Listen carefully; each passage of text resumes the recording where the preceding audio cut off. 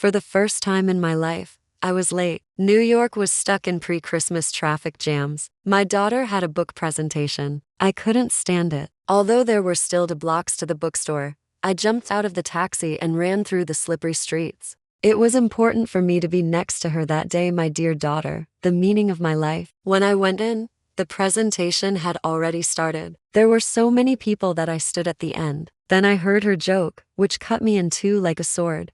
It's good that my mother is not here today. For the first time in my life, she was late and did me a favor. How to explain to a person that I no longer need her in my life? Thanks to the traffic and the taxi driver who didn't bring her on time today, she said, and the hall erupted in laughter. And I almost fell over from pain and shame. I left the room to swallow the cold Christmas air. I wanted to go home, but decided to return. I bought her book Love, Diets and a Pirouette, stood last in line for an autograph to tell her, I am Julia, a lawyer who raised my daughter alone. I had 2 opportunities to get married, but I decided that I had to dedicate my life to her. I didn't want her to have a stepfather in her life, as I had in my childhood. I gave her everything, but I also decided to take it all back. She signed this decision during an autograph signing in the most luxurious bookstore in New York. My name is Julia. Yes, that Julia, the one who knows the difference between justice and revenge and isn't afraid to invoice for both. I'm 64.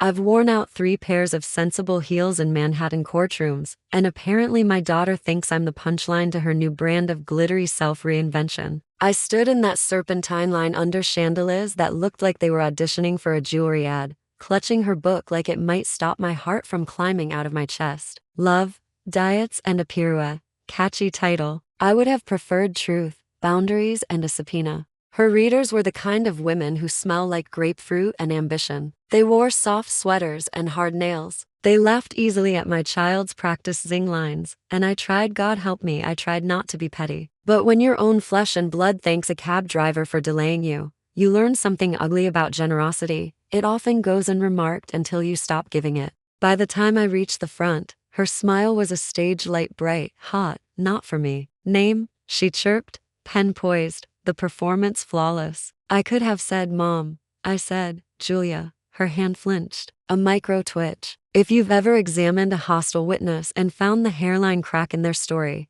you know how satisfying it is to see that tremor. Sign it to yourself, I said, voice cool as the sidewalk outside. You're the star.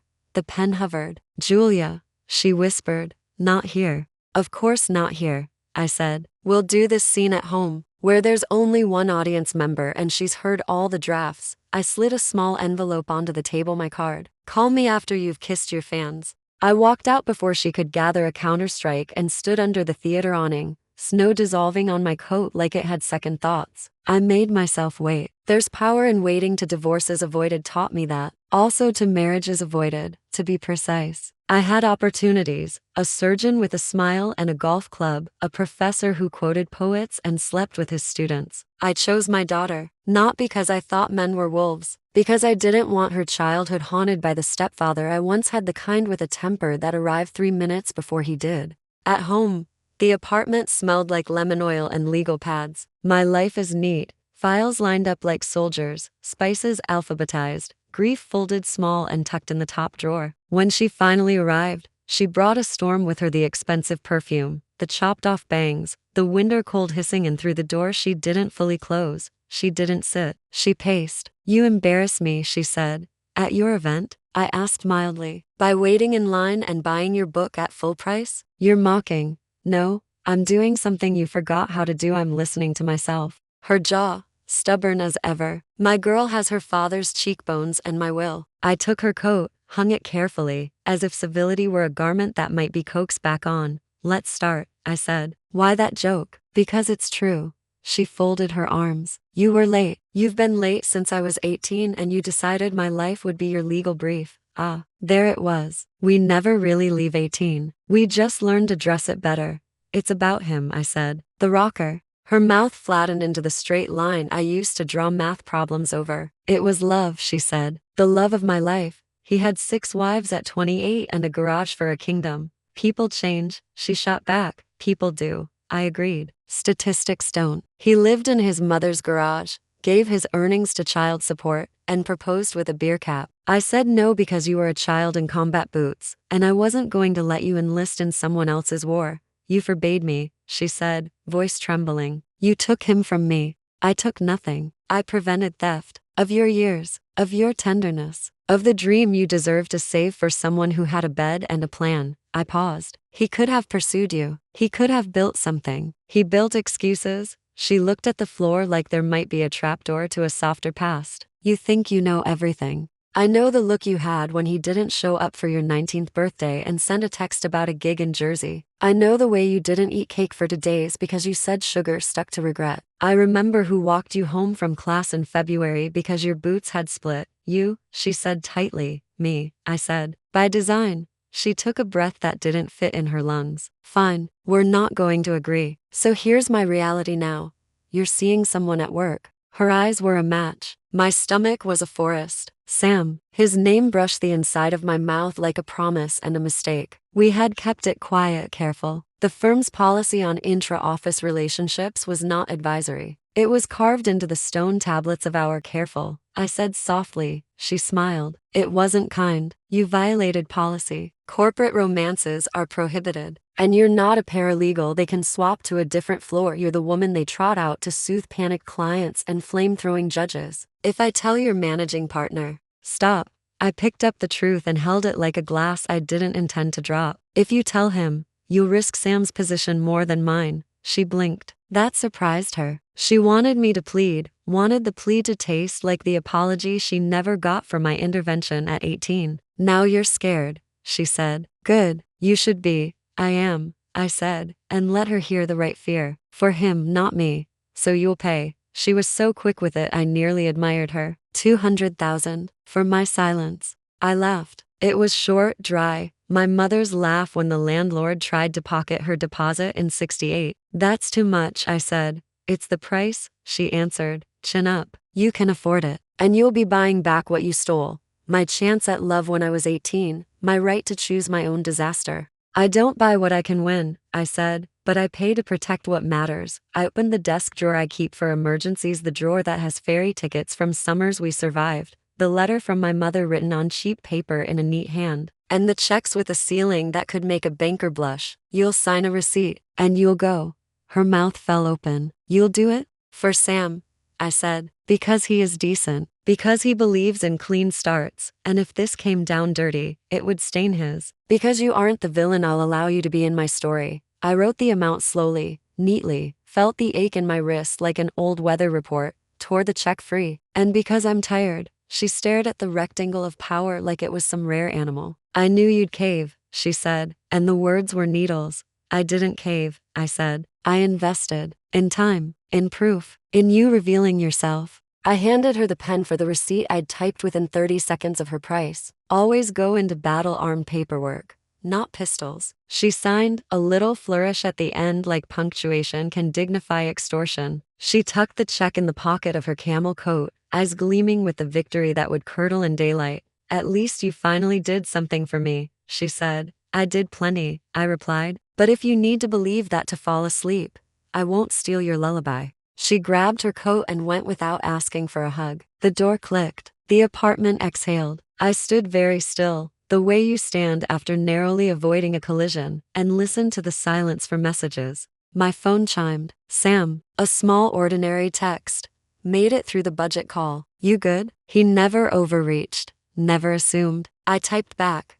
We should talk. I'm okay. You? He replied with a heart small enough to pass for a sticker if anyone scrolled too fast. I smiled despite myself. Then I told him a version of the truth more than most, less than the law. He was quiet for a while then. Whatever we need to do, we'll do. I'm with you, Julia. I am not a woman who crumbles. Crying, for me, is strategy or steam. And that night it was neither. I cleaned the kitchen. I made tea. I sat on the edge of my bed and felt the outline of my life like a map I could redraw. Around 10, I opened my daughter's room. It still smelled faintly of jasmine and Ambition ballet posters, a corkboard with old ticket stubs, the dresser I repainted during a summer when money was tight and color was cheaper than therapy. She'd moved into her own place 6 months ago, freshman mortgage, Mother Kozigner, and I'd kept this room like a museum for a pilgrim who never returned. Tonight, the museum closed. I pulled boxes from the top shelf, folded the childhood I'd curated. There's a strange holiness to packing an inventory of who someone was before they learned to weaponize their hurt. In the second drawer, under the soft t-shirts she once borrowed from me without asking, I found the doll. It was a crude thing fabric the color of grudges, black thread hair, a mouth sewn tight. My name, Julia, stitched across the chest in red, the letters uneven like they'd been learned in a dark room. Needles studded its torso. The heart was drawn large and messy, like a child's valentine. 3 needles pierced it in a loose triangle. My hands didn't shake. My breath did. I don't believe in that kind of magic. I believe in contracts and case law, in the way people repeat their damage until somebody braver breaks the pattern. But I also remember 6 months ago in a sterile doctor's office, the shadow on the scan they thought was a storm. The heart pounding wrong at midnight so often I named it. The pain that hopscotched my body, leaving chalk marks no one else could see. I remembered all that while I looked at a doll with my name,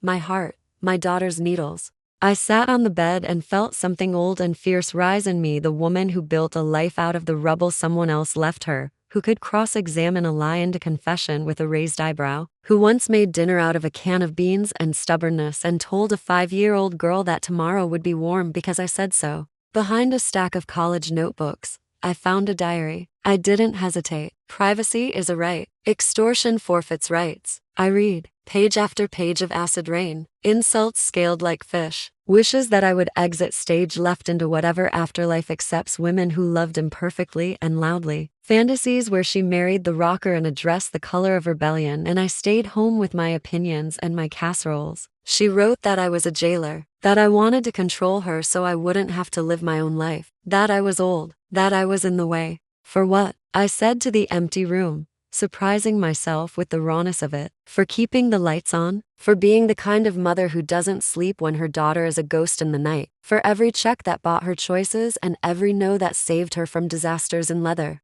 I closed the diary carefully, as if roughness could make the words truer. Tears came then, not a breakdown, more like weather finally arriving as forecast. I let them. I let the salt drain the sincerity out of the room. And when I was done, I was lighter, empty, like a courtroom the morning after a verdict, quiet but charged. Lesson time. The thing about me is that I never swing first. I build the case, I prepare exhibits, I file, and then I act so cleanly the world applauds even as someone howls. She'd get letters. She'd learn what happens when you demand $200,000 from the woman who taught you to balance your checkbook and your pride. I turned off the light and stood in the doorway, looking at the doll on the dresser, its tiny heart bristling. You could have asked for love, I told the air. You asked for money, and then I smiled, small and bright. I'll show you the exchange rate. In the morning, the letters would go out, the loans would stop, the gentle payments that had kept her life from wobbling would go silent. But for now I tucked the doll in a showbox and tied it with a red ribbon because I never do ugly revenge. I do memorable. I do art. Somewhere across town, my daughter was raising a glass, rehearsing a caption, believing she had won. Somewhere, a man named Sam was brushing his teeth, thinking about the shape of my name in his mouth, and I decided that if the firm wanted to regulate love, let them try. I would not sacrifice a good man to my child's unfinished rage. I set the showbox on the hallway table like a gift to the future. Then I poured myself a final cup of tea and wrote a number on my legal pad, 1 for 4, what I had already paid. Under it, I wrote, return in 30 days or see you in court. I underlined court twice. I drew a small heart beside it. Then I added an arrow. From my heart to the courts. From hers to her rocker's proposal because God help me, I'd seen it on Instagram an hour earlier. A cheap iron ring. The caption a stew of emojis and delusion. I didn't comment. I never do. My friends did. My colleagues did. They asked questions I didn't have to answer. I clicked my pen closed and looked at the showbox one last time. Sleep tight, I told the needles. Tomorrow, we start sewing. And with that, I turned off the lamp, leaving the room in the kind of darkness that's not empty at all, it's full of what comes next. By morning, my apartment had the crisp hum of a war room, coffee like jet fuel, printer blinking green, certified mail stickers fanned out like medals. I wore my navy suit, the one judges call respectable and adversaries call terrifying. The showbox with the needle doll sat on the credenza as Exhibit B. Exhibit A was the letter. I've written 1,000 demand letters, but this one had a pulse. Ray, restitution of funds advanced in reliance on familial representations. That's lawyer for you. Promised you were building a future and I bankrolled it. Pay me back or meet my meanest friend. Litigation. The number 1 for 4. Oole coiled in paragraph 2, surrounded by dates, check images, and my old-fashioned signature that has stopped grown men from lying under oath. 30 days. No interest mother's mercy. Crystal deadlines mother's spine. I printed 3 copies. 1 for her, 1 for my files, 1 for the part of me that still wanted to fold the paper into a crane and float it down the Hudson. Then I made the calls. Loan services. Good morning. Yes, I said. This is Julia. I'm calling to discontinue automatic payments on account ending in 7132. Pause. No, not an error.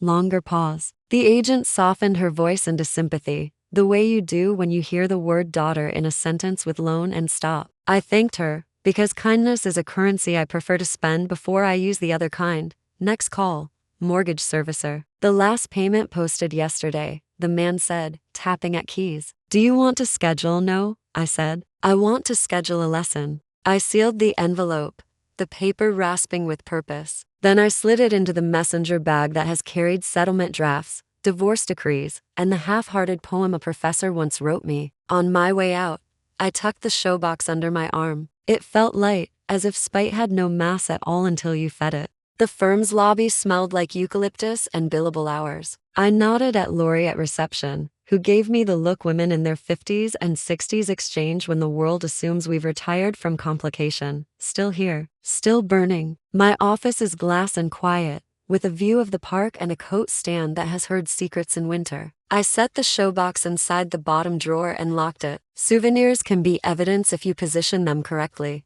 Sam knocked like a man who'd learned the sentence "may I" early and kept it 3 polite taps, a pause, another tap to announce both presence and care. He stepped in wearing a gray suit that refused to argue with anything. His tie was blue and unassuming. His eyes were not.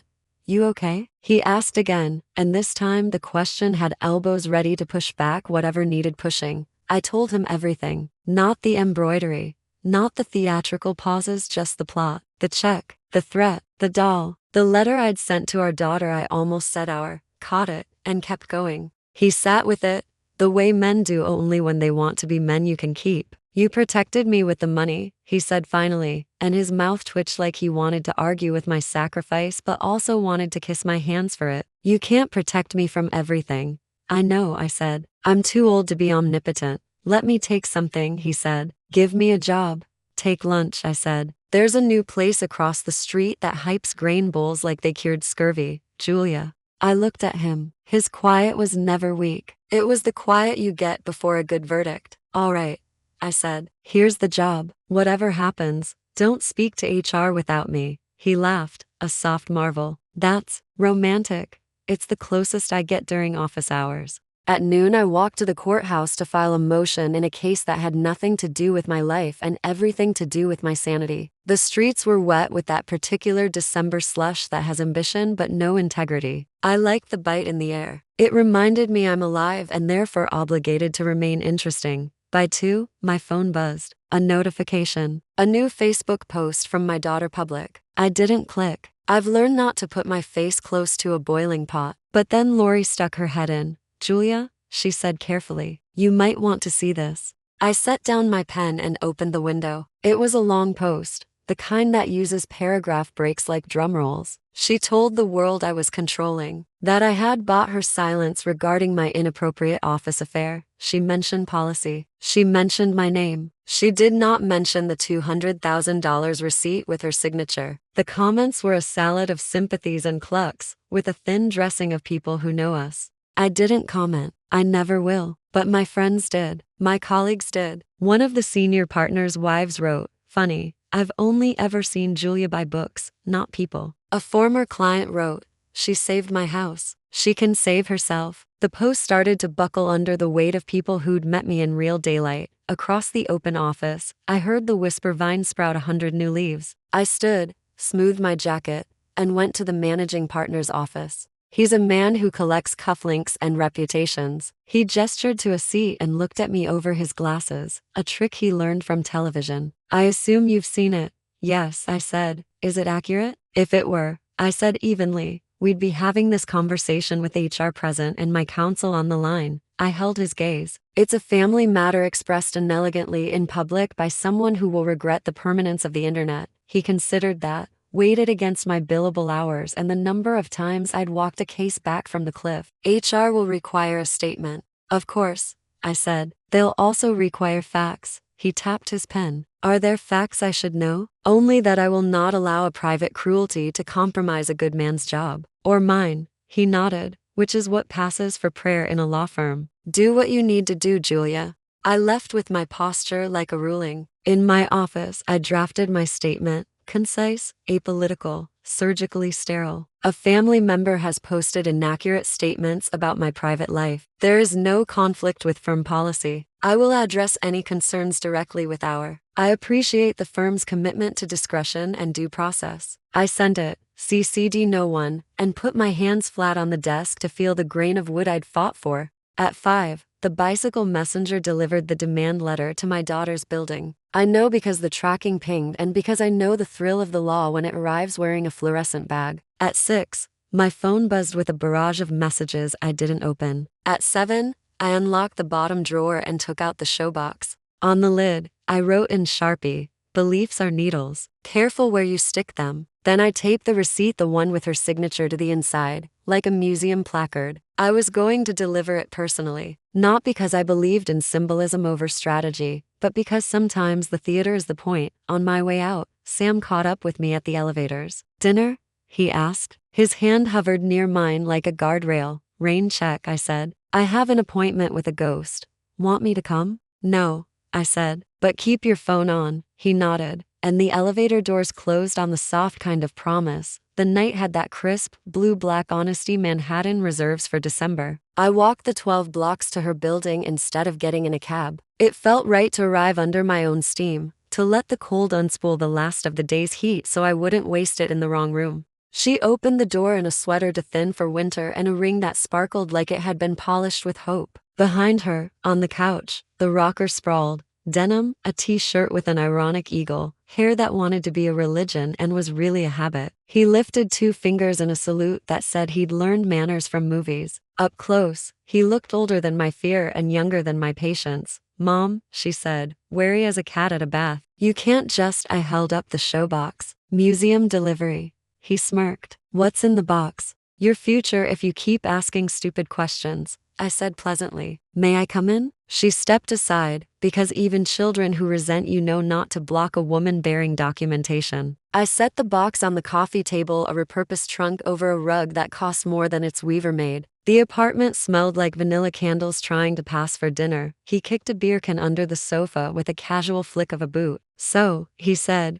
"we're all friends here." "No," I said. "We're parties." My daughter folded her arms. "If you came to beg." "I came to return property." I lifted the lid and took out the doll. I held it carefully, like a newborn I meant to educate. Her eyes flicked to it and away so fast a lesser attorney would have missed it. The rocker, to his credit, had the sense to look uncomfortable. "What is that?" he asked. "A project," I said. "My name's on it. Your fingerprints likely are too." "I don't," he began. "Relax," I said. "I'm not here to call the cops. I'm here to call time." I set the doll down, heart side up, then unfolded the receipt and smoothed it beside the needles. "I'm rescinding my generosity effective this week. The loans? No longer my responsibility. The mortgage supplement? Frozen. The $144,000 to date? You'll return it. 30 days. If you don't, I'll sue publicly and you will learn that book tours are easier when your readers think you can spell gratitude." She stared, color rising in her cheeks like weather. "You wouldn't?" "Yes," I said, gently, "but yes." I tapped the receipt. "You bought your silence for $200,000. You sold it on Facebook 6 hours later. If I were petty, I'd frame this and hang it in the lobby of the firm." "I'm not petty. I'm precise." The rocker shifted, a creak of denim and doubt. "Babe," he murmured. "Maybe don't," she snapped, and for a moment I saw at the fracture line where love becomes loyalty becomes liability. I reached into the box and with 2 fingers, plucked the needles from the doll's heart. I dropped them one by one onto the table. Ping, ping, ping. I don't believe in dolls, I said. I believe in cause and effect. You stick me, I stop cushioning your life. That's not a curse, darling. That's math. Her eyes shone. You're cruel. I'm consistent. Love without boundaries is a donation to chaos. I picked up the doll and placed it in her hands. It was lighter than it looked. Keep it. Label it. Understand it. She held it like it might bite. The rocker cleared his throat. We're engaged, he announced, as if I hadn't seen the industrial ring on Instagram with a caption spilling glitter and grammar errors. We don't need your money. We're in love. I finished for him. You'll forgive me if I choose not to subsidize it. He rubbed his thumb along the ring's ridge. It's not iron, he muttered. It's artisanal steel. I smiled. Of course. My daughter's voice broke and then hardened. I'll call your boss. Do. I shrugged. He's already called me. HR awaits facts like snow awaits rooftops. I'd prefer not to involve Sam in your theater, but if you force my hand, I have a spotlight and a better script. For a heartbeat, the room went very still. You can feel the exact second when a fire decides whether to spread or settle. Hers spread. Get out, she whispered. You ruin everything you touch. No, I said, taking my bag. I fix what I touch. Sometimes fixing looks like leaving. I reached the door and opened it, letting a blade of cold cut the room. 30 days, I said. After that, we switched from family to legal. I don't recommend it, but I'm very, very good at it. I stepped into the hall and pulled the door gently behind me, the latch clicking like a period. Halfway down the corridor, my phone buzzed again. A new message. This one not from her, not from Sam, from HR. Please stop by first thing tomorrow to sign a confidentiality acknowledgement regarding a sensitive matter raised by a third party. I stood under the humming exit sign, stared at the message, and felt the story tilt on its axis. Third party. That meant someone besides my daughter. Someone inside.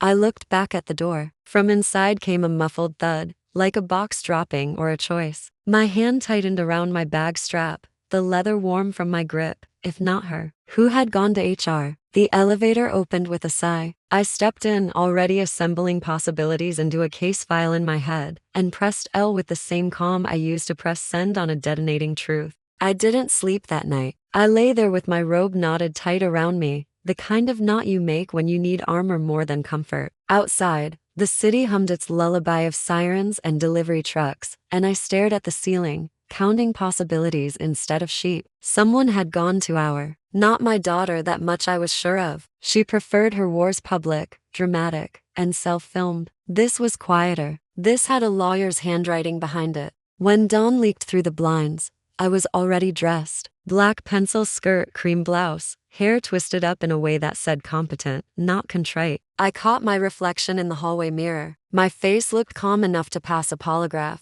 but my eyes were rehearsing cross-examination. At 8:45 sharp, I walked into our. The office was painted in a color called corporate neutral. You know, the one to beige to have opinions. The HR director, stood when I entered, her expression the professional cousin of pity. Julia, she said, gesturing toward the small conference table. Thank you for coming.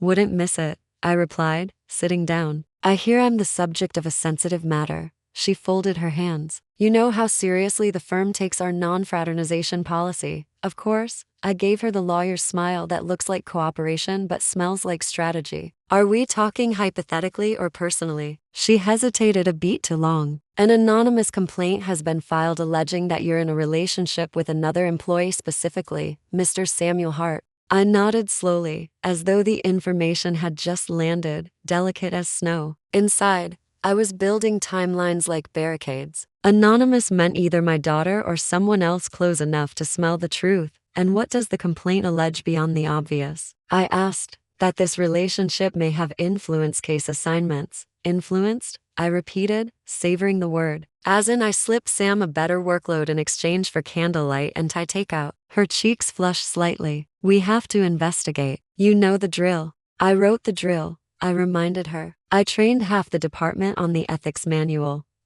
Shifted in her chair. That's exactly why we're handling this carefully. You're valuable, Julia. We want this to go smoothly. I leaned forward. Who filed it? It's anonymous, she repeated. Everything has a return address, I said. Even poison pen letters. She sighed. For now, We'll need you and Mr. Hart to provide statements. And while we investigate, we'll reassign you to separate teams. I smiled, all teeth. A temporary exile. How biblical. R. Didn't laugh. Please, Julia, keep this professional. We're not the enemy. No, I said softly. But someone wants you to be. By noon, the entire firm was buzzing. Gossip travels faster than subpoenas. I could feel it in the elevator air, eyes that glanced and then fled, voices that dipped when I passed. I told myself it didn't matter. I'd survived worse rumors. But then I saw Sam in the corridor. He looked stricken, holding a folder like a shield. They called me in too, he said quietly. They said we're being separated. I didn't, Julia. I didn't tell anyone. I know you didn't, I said. But someone did. Someone who wants to see me kneel. He swallowed. Your daughter? She already cashed the check, I said. This smells like office politics. Someone who wants my chair and wouldn't mind toppling me by scandal instead of merit. Could be Barnes, he muttered. He's been gunning for your partnership renewal for months. Barnes doesn't do anonymous, I said. He prefers signatures and golf buddies. Sam lowered his voice. Then who? I hesitated. Someone who knows about us but isn't supposed to. He blinked. You think she told someone? Maybe she bragged, I said. Maybe the rocker overheard and thought he could get revenge points. Or maybe she posted something she shouldn't have. Sam rubbed his temples. We should have been more careful. We were, I said. But even the cleanest window reflects something. He reached for my hand, then stopped himself. So what's the move? The move, I said, is evidence. That evening, I sat at my kitchen table with my laptop open and a glass of bourbon, pretending to be tea. My daughter's Facebook page was still public. She hadn't deleted the post, but the comments section had turned into a battlefield of women defending and dissecting both of us. A few of her readers had even started tagging the firm's official account little grenades disguised as concern. Scrolling further, I saw something new. A photo, taken inside my office weeks ago. Sam and I standing side by side, reviewing a document. His hand near mine, not touching, but close enough to suggest intimacy if you wanted to see it. The caption read, "Some people can't keep work and pleasure apart." It had been posted by someone named at Truth in High Heels, a profile with no picture, no friends, no history. My daughter might be many things, but she wasn't tech-savvy enough to set up a burner account. This was professional, calculated, someone who wanted plausible deniability. I saved the image, traced its metadata, location matched the firm, timestamp matched a morning Sam and I had reviewed a brief for the Weston case. Only one person had been in the office besides us that morning, Evelyn, junior associate, hungry, polite, and just venomous enough to pass it off as charm. She'd once brought me coffee by mistake every day for a week until I asked if she was trying to poison me or learn my caffeine habits. She laughed too easily around Sam, complimented his TIs, complained about mentorship opportunities with a tone that meant you're in my way.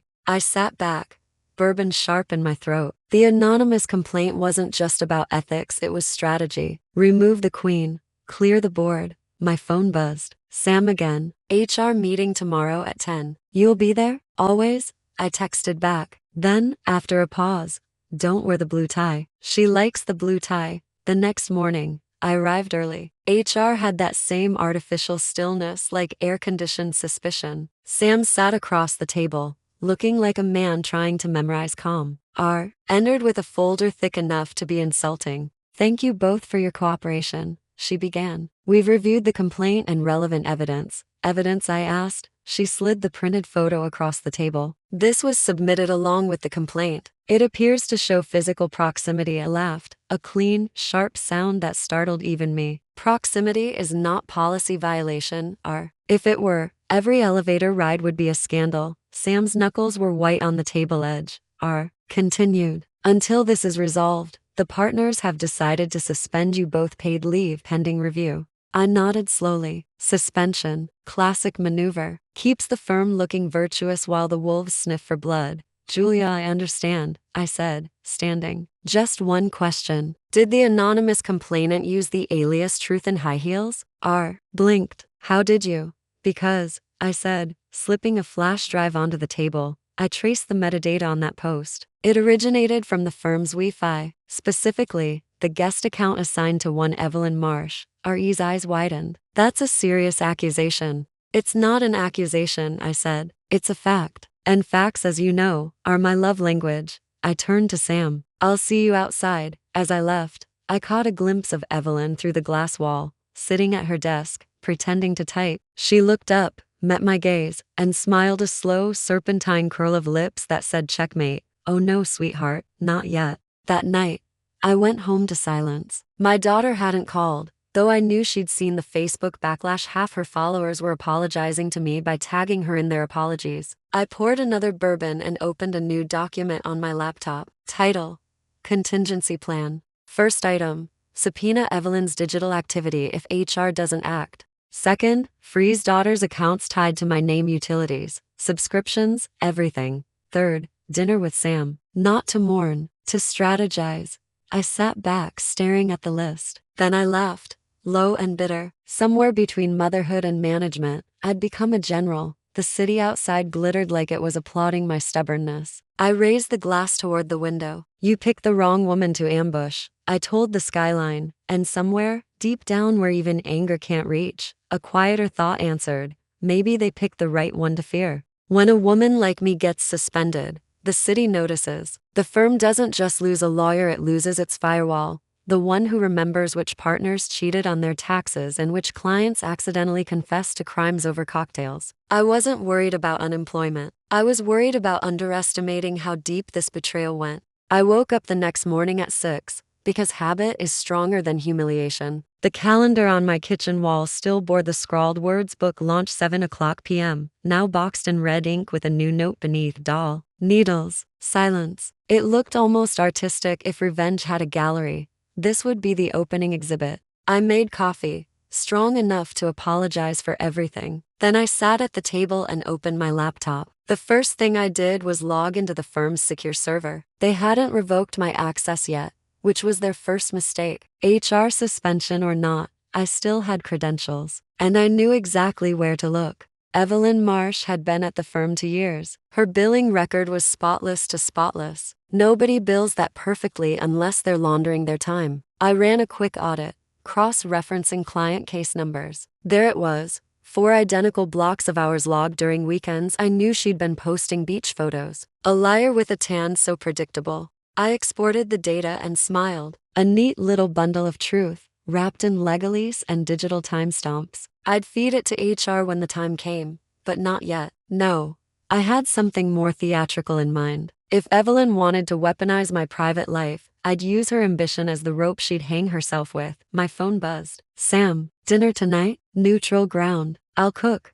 I stared at the message and felt my shoulders drop an inch. Even in disaster, he was steady. That was what made him dangerous, not to me, but to the people who thought I'd crumble without my reputation. 7, I replied. I'll bring dessert and a plan. By late afternoon, I was pacing my living room. The day outside had that brittle winter light that makes everything look slightly more honest. My reflection in the window looked composed, lipstick the shade of defiance, hair smooth, eyes sharp. Inside, I was cataloging all the things I'd sacrificed for people who thought love was a transaction. That was when the doorbell rang. I wasn't expecting anyone. I peeked through the peephole and froze. My daughter. She was standing there, bundled in a coat that looked too expensive for her circumstances, a paper bag clutched in her hands. Her expression was part guilt, part performance. She'd practiced this in a mirror, I was sure. I opened the door halfway. Forgot something? Mom, she said, voice trembling just enough to sound rehearsed. Can we talk? I stepped aside. If it's about the lawsuit,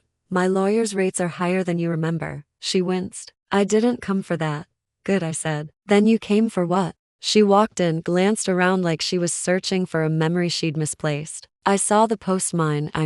It's out of control. People are attacking me, Mom. They're saying I'm ungrateful, spoiled. I lost a sponsorship deal. My publisher is rethinking the second print run. So the world discovered the concept of consequences, I said dryly. Took long enough. Don't do this, she said, setting the paper bag on the table. I brought you something. Inside was a small box, wrapped in tissue paper. I unwrapped it carefully. A ceramic heart, handmade, cracked through the middle, glued back together with gold, kintsugi style. It's symbolic, she murmured. It's fragile, I corrected. She swallowed. I was angry when I wrote that post. I wanted to hurt you like you hurt me when you stopped me from marrying Ben. I thought you ruined my life, but now I see. Maybe you were trying to save me. Maybe? She looked up, eyes wet. He's not who I thought he was. The ring was fake. He's been messaging other women. He's talking about selling the rights to our story, my story, to some streaming producer. He says it'll make us rich. I crossed my arms. You mean him rich? She nodded, small and broken. You were right. I stared at her for a long moment. The mother in me wanted to pull her close. The lawyer in me wanted to draft a non-disclosure agreement before she spoke another word. You know, I said finally, when I was your age, I thought love could fix people. Turns out, it mostly just magnifies who they already are. I just wanted to be happy, she whispered. You will be, I said, but not by stealing from me. Her face crumpled. Mom, I'm sorry. About everything. The money, the post, the doll god, that was stupid. I was angry. I thought if I wished bad things, it would make me feel better. Did it? No. Good. I said softly, because pain that shallow doesn't stick. Real regret does. She hesitated. Can we start over? I wanted to say yes. I wanted to erase the last few weeks and remember the child who used to fall asleep in my arms after spelling bees and heartbreaks. But forgiveness isn't charity, it's credit. And she'd defaulted to many times. You can start over, I said finally, but I'll stay where I am. Some things can't be rebuilt with gold glue. She nodded slowly, tears slipping down her cheeks. Will you at least come to my next event? It's a reading, smaller crowd, local authors. I want to make things right publicly. I raised an eyebrow. You plan to apologize? Yes. I want people to know the truth about us. I studied her, trying to read whether this was remorse or rebranding. We'll see, I said. Actions first, speeches later. She took that as a maybe and smiled weakly. Okay. As she left, she paused at the door. I know you don't believe in magic, she said, but I threw the doll away, into the East River. Maybe that counts for something. Maybe, I said, watching her walk away. The silence after she left was thick with unfinished sentences. I turned the ceramic heart over in my hands. The gold veins caught the light like they were winking at me. I set it on the table beside my coffee mug and whispered, let's see if you're real. At 7, I arrived at Sam's apartment with tiramisu and an attitude. He opened the door wearing an apron that said cook, litigate, repeat. Classy, I said, handing him the dessert. I aim to impress, he said, grinning. How's your day been? Uneventful, I lied. Yours? They questioned me again, he said, setting plates on the table. Evelyn's name came up. HR's looking into her access logs. Good, I said. She's overdue for humility. He poured wine. Julia, what happens if the firm decides we did break policy? Then they'll lose 2 of their best attorneys and gain 1 formidable enemy, I said. And I'll make sure Evelyn's or some carries a scarlet letter big enough to read from New Jersey. He laughed. But it had an edge. You scare me sometimes. That's the only way to keep men honest, I said lightly. Fear is cheaper than affection. We ate, we talked, and for a few blissful minutes, the world stopped scheming. But then his phone buzzed. He checked it, frowned, and turned the screen toward me. It was a text from an unknown number. Ask her what she's hiding in the showbox. My fork froze midair. He looked up, puzzled. Julia. What is that? My pulse stuttered once, hard. Where did you get this? Just now. No name, no number. Delete it, I said. Julia, delete it. Now. He hesitated, then did as told. What's in the box? He asked softly. I exhaled. Evidence. Against Evelyn. It wasn't a lie, not entirely. But as he poured another glass of wine, my mind raced. Only 2 people knew about that showbox, my daughter and me, unless, of course, someone else had been in my apartment. When I got home, I found the lock scratched. A tiny mark near the keyhole, barely visible unless you were looking for it. I stepped inside quietly, flipped on the light. Nothing seemed out of place until I glanced at the table. The ceramic heart was gone. In its place was a note, written in neat, unfamiliar handwriting. You can't glue what's already dust. My breath caught. The showbox was still in the study, but when I opened it, the doll was gone. Just the needles remained, lined up like punctuation. For the first time in a long time, I felt something close to fear. Not for my career, not for my pride, for the knowledge that someone, maybe my daughter, maybe Evelyn, maybe someone I hadn't even seen coming, had just turned my revenge into their opening move. And I, Julia, 64, lawyer, mother, and lifelong skeptic, realized the game had shifted. It wasn't just about betrayal anymore. It was about control, and no one takes control from me and lives to boast about it. When you've spent 40 years in courtrooms, you learn to read absence as fluently as presence. The missing heart on my table said more than any note could. You can't glue what's already dust. It was a line designed to get under my skin, and it did. But fear has always been fuel for me. I didn't call the police. What would I tell them? That someone broke in to steal a handmade heart and a voodoo doll. I could already hear the report being filed under eccentric domestic disputes. No, I'd handle this the way I handle everything, through evidence, leverage, and a touch of theater. I poured a cup of black coffee and stood at the window. The skyline glittered with the smug indifference of a city that doesn't care who wins, as long as the show goes on. My reflection in the glass looked older, harder, but not broken. I whispered to it, "They think I'm prey. Let's remind them I bite." First, I checked my security camera feed. The hallway camera had been turned off at 8:17 p.m., just 20 minutes after I left for dinner with Sam. The footage went black until 9:06. When it came back on, nothing. Whoever it was knew exactly how to kill the power and restore it without a trace. That narrowed it down to two categories: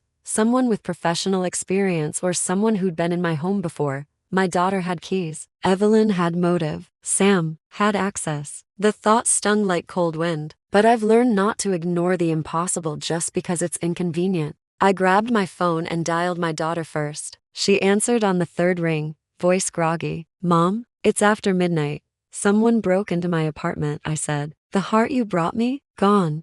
She gasped. "What?" I swear I didn't. Save the denial for later. "Did you tell anyone you were here?" "No, I mean, maybe Ben." He texted me afterward. He asked what you said. I told him we made peace. "Why?" "Because peace doesn't write threatening notes," I said. "Go back to sleep. Lock your doors. And if Ben contacts you again, don't answer." She hesitated. "Mom, are you okay?" "Darling," I said, "I haven't been okay since Nixon resigned, but I'm functional." When I hung up, I exhaled slowly. The rocker, of course. He'd been quiet too long, and quiet men with wounded egos are more dangerous than loud ones. He had access to her phone, maybe her emails. Maybe he found my address buried in a thread, and if he thought stealing trinkets would scare me, he clearly hadn't done his homework. The next morning, I dressed like an exorcist, black suit, pearls sharp enough to draw blood. I took the showbox and drove to the firm. Officially, I was on suspension. Unofficially, I still owned half the room's respect. Evelyn was at her desk, typing with exaggerated purpose. She looked up when she saw me and gave a polite, weaponized smile. "Julia, didn't expect to see you." "Life's full of surprises," I said, setting the showbox on her desk. "Thought you might help me solve one." Her eyes flicked to it, then back to me. "What's that?" "Just a little something missing from my collection. Heart-shaped, fragile, and stolen from my home last night." "I'm sorry to hear that." She blinked innocently. "You think I think you like trophies," I said. "And I think you've made a rookie mistake." She crossed her legs, the picture of calm. "Julia, I know you're under stress. Maybe you should retire?" I finished. That's usually the word people pick when they're too cowardly to say quit. Her jaw tightened. "You can't intimidate me." "Oh, sweet girl," I said, leaning closer. "If I were trying to intimidate you, you'd be crying by now." I placed a small envelope on the corner of her desk. "Here's something for your collection. Billing records, duplicates. You've been charging clients for hours you spent getting manicures in Montauk. Shall we have a chat with compliance?" Color drained from her face. "You don't have proof." I smiled. "I have screenshots, metadata, GPS timestamps, and the patience of a woman who's been underestimated by better people than you." She glanced around nervously. "What do you want?" "Names," I said. "Who told HR about Sam and me? Who gave you that photo?" Her throat worked. I didn't take it. I just passed it along. "To whom?" "An anonymous email," she muttered. "They said if I didn't send it, they'd expose my fake billings." I cocked my head. "So you were blackmailed into tattling on me?" She nodded, trembling. "Please don't tell our. I'll fix it." "Oh, you'll fix it," I said. "But not by running. You're going to help me catch whoever's orchestrating this circus." Her eyes widened. "How?" "By playing your part," I said. "You're going to send that anonymous account another email. Tell them you've got more information, something juicy. Then we'll trace it. Evelyn swallowed. What if they come after me? I patted her hand. Then we'll sue them together. It'll be character building. By evening, the plan was in motion. Evelyn sent the email while I watched from across her desk. Her hands trembled over the keyboard, but she typed every word I dictated. I have more files about Julia and Sam. Meet me tonight p.m. Bryant Park, near the carousel. We hit send. Then we waited. At 8:52, I was already there, hidden behind the sculpture of Gertrude Stein, wearing a wool coat and the expression of a woman about to win. The air smelled of roasted chestnuts and reckoning. The carousel spun lazily, lights flickering against the dark. At 9:03, a figure approached the meeting spot, a man in a leather jacket, tall, familiar. My stomach sank. Ben. So the rocker really had gone from serenading to espionage. He looked around nervously, phone in hand, scanning for Evelyn. Instead, he got me. Evening, I said, stepping into the light. He froze. Julia? In the flesh, I said. Unlike the heart you stole. He blinked. What? The ceramic heart, I said. You broke into my apartment. I didn't break in. He protested. The door was unlocked. She told me to drop something off. She who? He hesitated. Your daughter. She said you wanted to give me a chance to apologize. I smiled tightly. And did you bring your apology with a lockpick? He held up his hands. Look, I just took the stupid heart because I thought you'd call her, and she'd have to talk to me again. I didn't mean any harm. Men like you rarely do, I said. But harm is your hobby. He looked lost, like a teenager caught shoplifting. I swear I didn't leave that note. Then who did? He shook his head. There was already an envelope on the table when I got there. I thought it was from you. I opened it, it was empty. I left it. A chill ran through me. If he hadn't written the note, who had?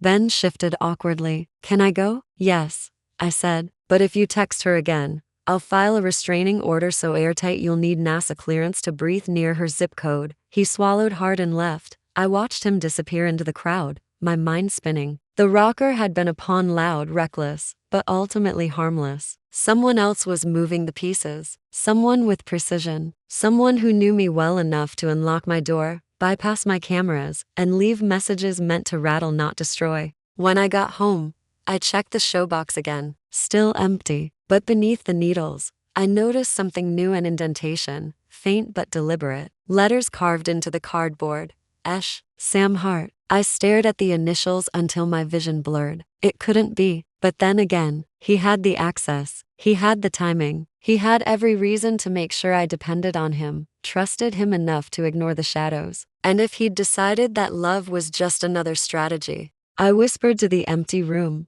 oh Sam, you should have known better than to play me at my own game. When betrayal knocks twice, you stop answering the door, you start setting traps. I sat at my kitchen table with the showbox in front of me like a corpse that wouldn't stop whispering. Esh. The initials were so faint I almost wished I'd imagined them. But I hadn't. I traced them with my fingertip, remembering every night Sam had smiled across a table, every time he'd said trust me. Those are the most expensive words in the English language. Still, a lawyer knows, evidence comes before outrage. So I opened my laptop and went hunting. I started with my security footage again. When the feed went black, the outage had lasted exactly 49 minutes. Whoever did it knew the building's circuit structure, and I suddenly remembered that Sam had helped me install that very system 2 years ago, insisting on upgraded privacy protocols. I checked my emails next. The anonymous messages about HR and the showbox had come through a masked address, encrypted, but not untraceable if you know how to coax secrets from machines. I ran the headers through a tool my firm's ID team had once designed for digital forensics. When the trace came back, my breath caught. The signal routed through a VPN, bouncing from Canada to Germany to Kansas City, but the original IP was New York. More specifically, the Wi-Fi network belonging to Samuel Hart Consulting LLC.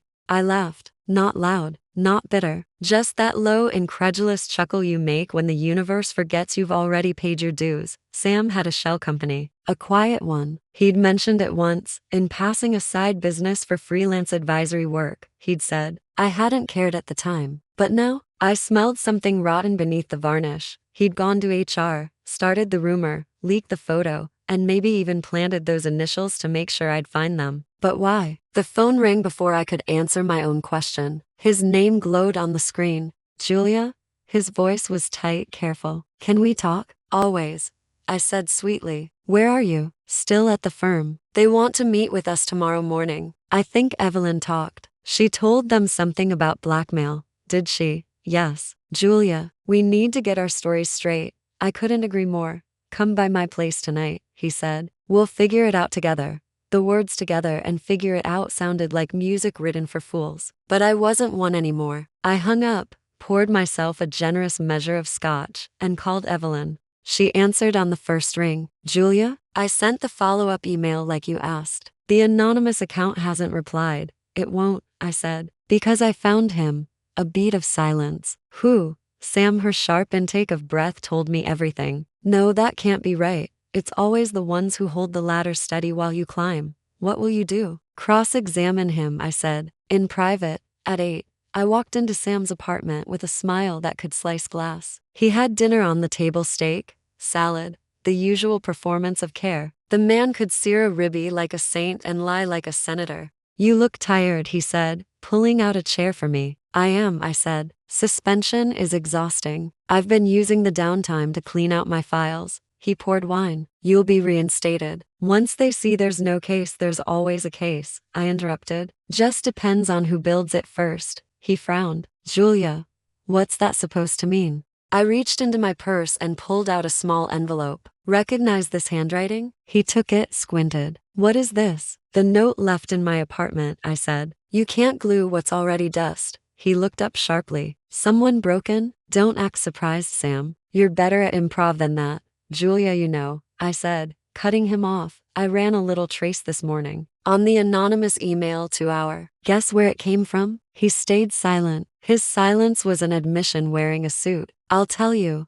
I continued. Your little side company. Samuel Hart Consulting, LLC. Cute name. Too bad your VPN isn't as clever as you think. He exhaled, sat down slowly. All right, I'll explain. Oh, I can't wait, I said, folding my arms. Please, counselor, enlighten me on the ethics of betrayal. He rubbed his temples. You were being blackmailed. I thought if I reported us first anonymously it would control the narrative. I didn't want you blindsided. I figured HR would suspend us, do their little morality dance, then reinstate us. But when that post went viral, things escalated. I had to make it look like I was cooperating. You sabotaged me to protect me, I said flatly. Is that your story? Yes, he said, meeting my eyes. You know how the firm works. They protect themselves first. I was trying to save us both. I tilted my head. And the break-in? The note? The initials? He hesitated half a breath. But enough. I didn't break in, he said finally. But I found the doll. The one you told me about. You left it in the showbox at the firm. I went to check on it last week, to make sure Evelyn didn't steal it. I saw the initials carved there. Maybe someone else. Stop, I said quietly. You carved them. I didn't. You did, I said, my voice rising. Because you wanted me to find them. You wanted me to suspect you just enough to keep me close. You were testing me.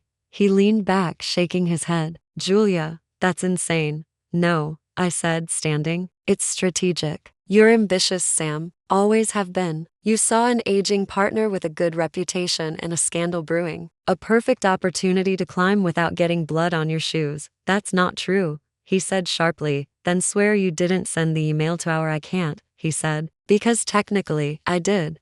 I laughed, a short, bitter sound. Honesty, finally. Just 30 years too late in my life. Julia, please, he said, reaching for me. I didn't mean to hurt you. I thought I was saving us. Save yourself, I said, stepping back. Because starting tomorrow, I'm filing a formal grievance and forwarding all my evidence to the board, including your fake company, your VPN, and your confession just now. He froze. You recorded this? I tapped my phone. Of course. Old habits. His face went pale. That's illegal. Only if you win, I said. Good night, Sam. I walked out without looking back. Outside, the cold bit my cheeks like applause. I didn't feel victorious. Not yet, but I felt awake. At home, I poured a scotch and sank into the armchair by the window. For the first time in days, I allowed myself to feel the edges of exhaustion. Betrayal from a lover is sharp, but betrayal from a co-conspirator, that's surgical. The city below glimmered like 1,000 secrets pretending to be stars. I thought about my daughter, about Ben, about Evelyn, about all the people who'd tried to outmaneuver me and ended up tangled in their own traps. And now, Sam, I opened my laptop and drafted 2 emails. One to HR, titled Formal Grievance, Samuel Hart, attached with timestamps, screenshots, and the recording. The second, to my daughter. You were right about one thing. People change, sometimes just not fast enough. I hit send on the first email. I hesitated on the second, then pressed draft instead of send. Some truths need to simmer. When I finally went to bed, the city outside had gone quiet. I should have felt safe. Instead, I dreamed of the showbox empty, echoing, whispering my own name back to me. And when I woke just before dawn, there was an envelope slipped under my door. No address. No handwriting I recognized. Inside was a single photo. Me, sitting at Sam's dinner table, glass of wine in hand, smiling. On the back, written in looping ink, still think you're the only one who records things. I stared at it until my hands went cold. Whoever was playing this game wasn't finished. And for the first time in my life, I wasn't sure whether I was the lawyer or the exhibit. I've spent my whole life reading other people's truths. In law school, they taught us how to cross-examine, how to pick apart testimony until the lie collapses under its own vanity. But what they don't teach you is what to do when the lie loves you back. That morning, I sat at my kitchen table, the photo between my fingers. Sam's handwriting on the back was a flourish I knew too well, the way his S always looped high, as if reaching for something he couldn't quite grab. Still think you're the only one who records things? The arrogance of it, the invitation.